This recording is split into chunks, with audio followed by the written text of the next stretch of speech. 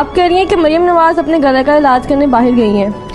उन्होंने पहले 3 साल हुकूमत की है और ये उनका चौथा साल है। क्या वो इस दौरान कोई ऐसा अस्पताल नहीं बना सके पाकिस्तान में जहाँ वो अपना इलाज करवा सके? उसने बजट की एक वो समरी दी है कि सबसे ज़्यादा जो अच्छा बजट दिया है वो खैबर पख्तूनख्वा ने दिया है, और खसारे में जो रहा है वो रहा है नून लीग का।